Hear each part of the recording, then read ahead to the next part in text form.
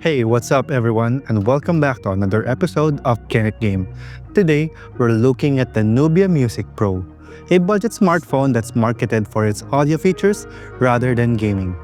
It's different from last year's Nubia Music, and this time, the design and features are heavily centered around music.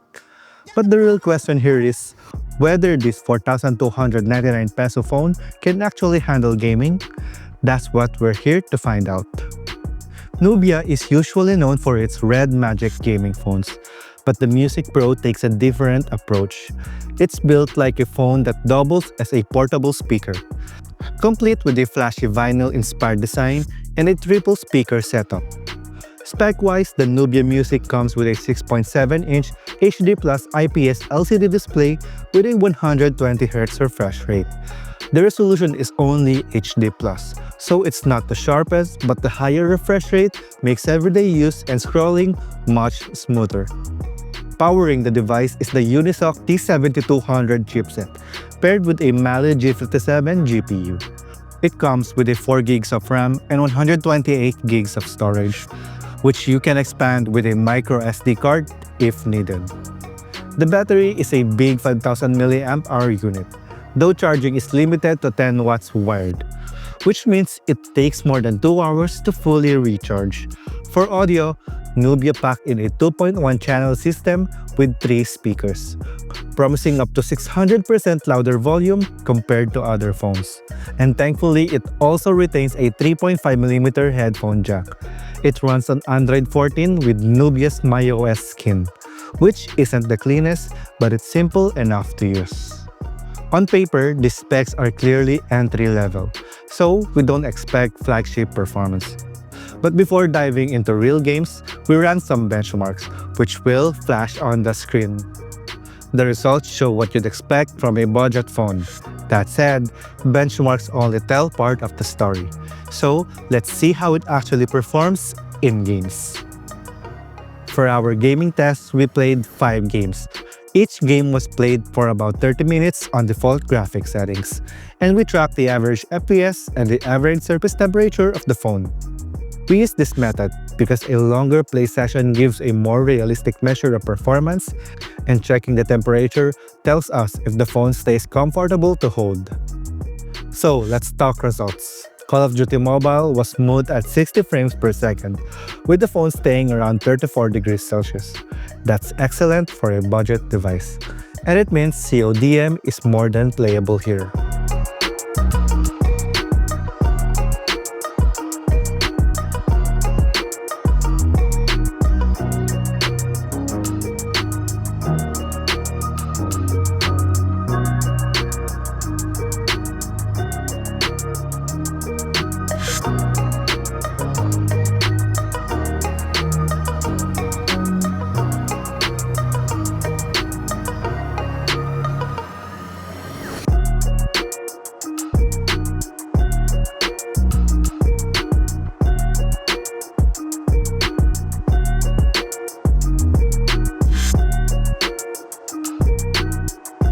Genshin Impact, on the other hand, was rough.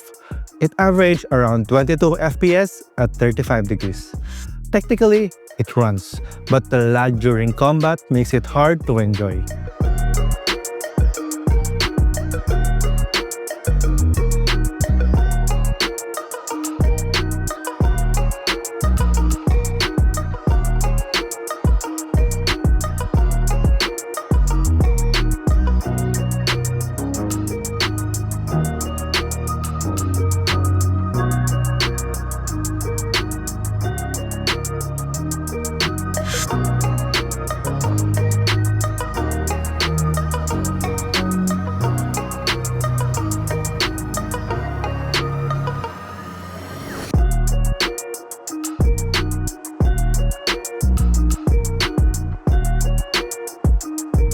Mortal Kombat landed in the middle, averaging 44 FPS at 35 degrees, which is okay for casual play, but not silky smooth.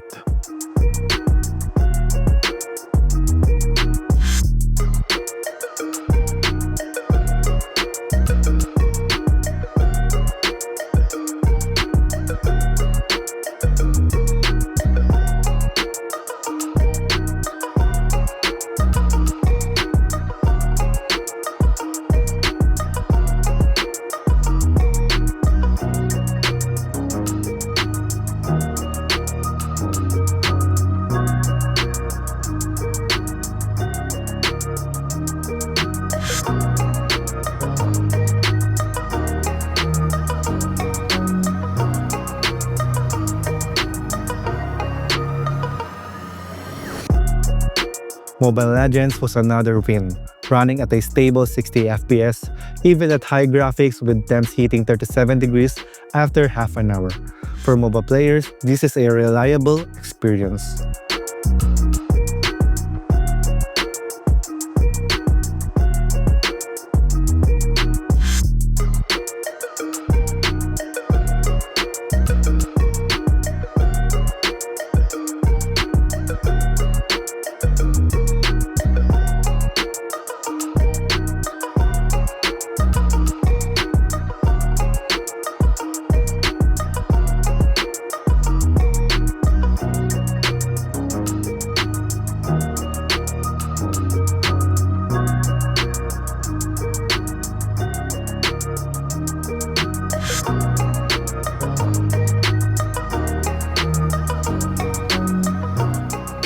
The biggest disappointment was Asphalt Legends Unite, which only managed 20 FPS at 36 degrees. That was surprising since Asphalt usually runs decently even on weaker phones. This makes it barely playable even on the Nubia Music Pro.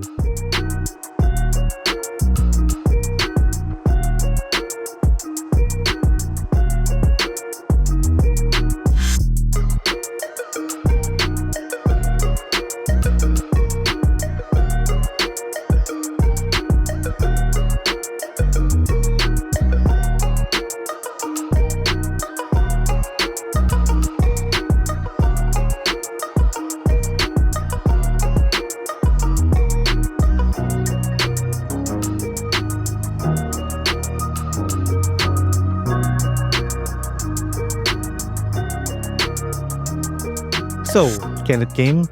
The short answer is yes, but it depends on the game. Now let's move on what we actually liked about this phone.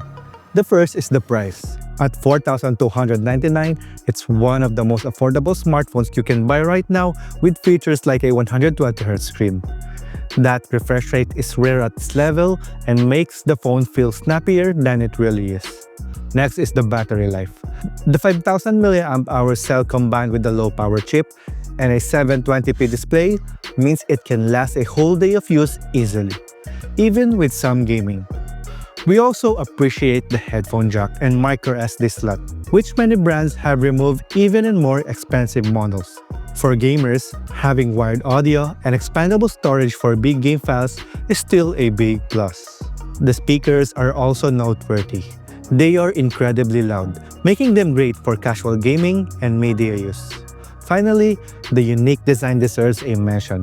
The vinyl-inspired back make it stand out compared to other plain-looking budget phones. Of course, there are trade-offs. The 4 gigs of RAM is a big limitation. Multitasking is slow and some heavier games push the memory to its limits. The speakers, while very loud, are not particularly rich in sound quality. They get harsh at high volumes and bass is lacking. The HD Plus display resolution is another compromise. While the 120Hz helps with smoothness, visuals aren't sharp as you'd find out on full HD panels. Charging is also slow at 10 watts, taking more than 2 hours to fill up the battery. And finally, heavy gaming performance just isn't there. If you want to play the most demanding mobile games smoothly, this phone isn't for you. At the end of the day, this is more of a music and media-first device that happens to be capable of casual gaming. So, what device would you like us to do a gaming review next? Let us know in the comment section down below. And as always, don't forget to like, subscribe, hit that bell icon, and also visit our website, gaming.yugatech.com for more gaming stuff, news, and reviews. This is Anton, and I'll catch you guys on the next one.